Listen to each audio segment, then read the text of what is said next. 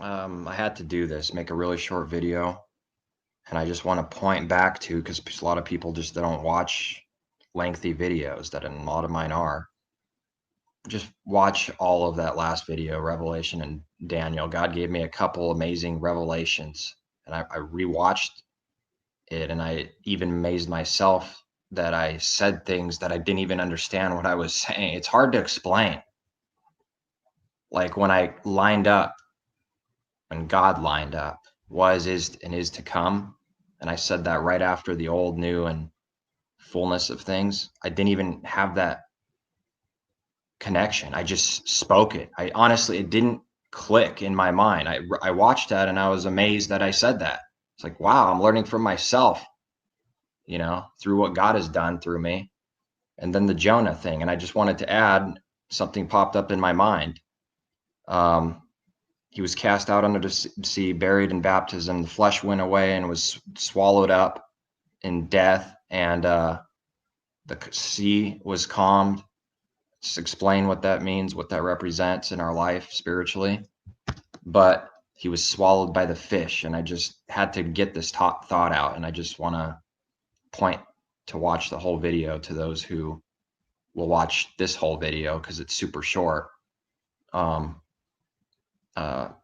That the fish swallowed it up and put him back onto the land. And that just, I wanted to bring up that God, the Father, our creator, the Father of lights,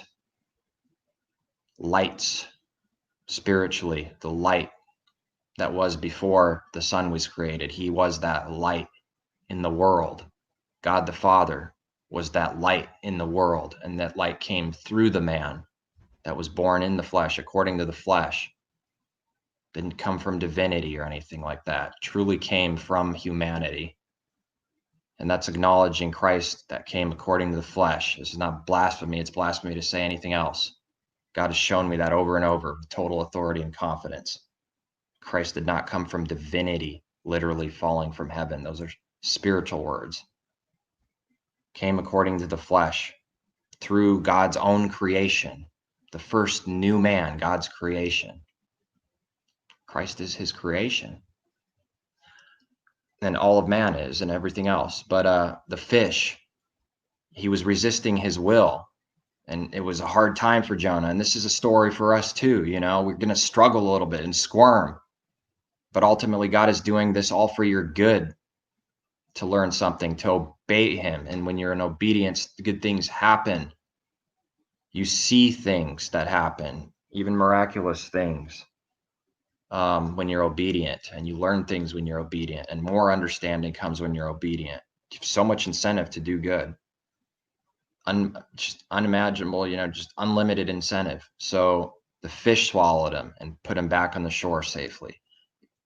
God, the Father, the true, original fisher of men. Isn't that cool?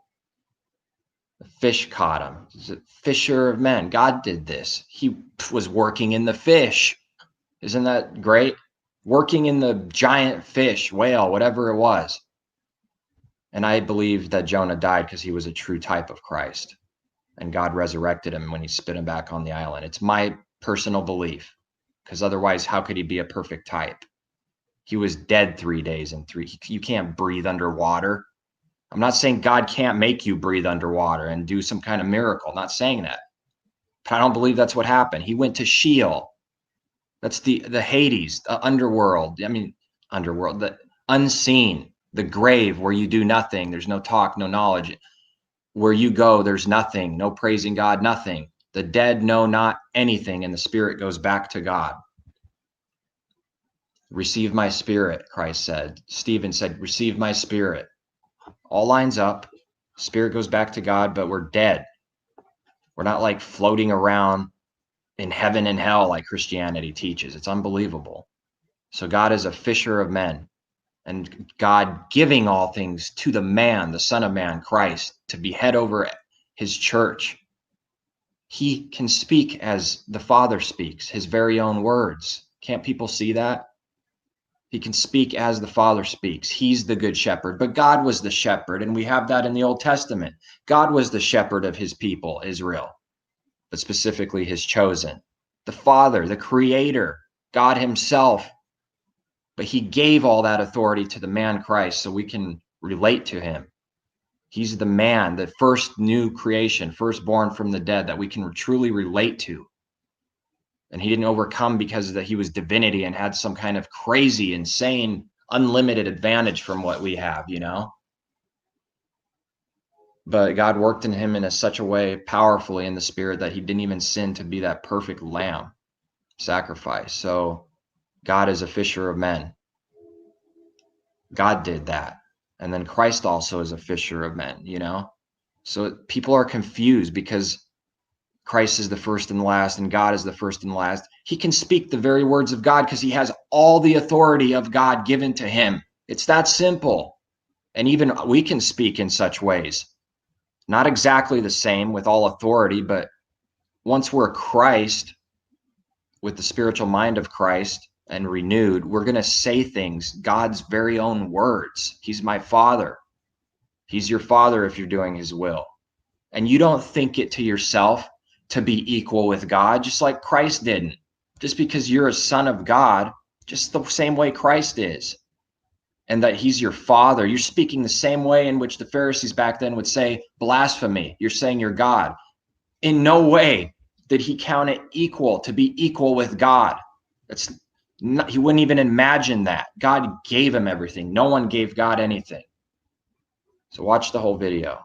It's really good, and God gave me some revelations, truths, you know, understandings during the video. I didn't have that specific thing, understanding what I said with the is, was, and is to come, and with Jonah. I did not have that before that video. That happened during the video. I'm telling you the truth. And that's a blessing.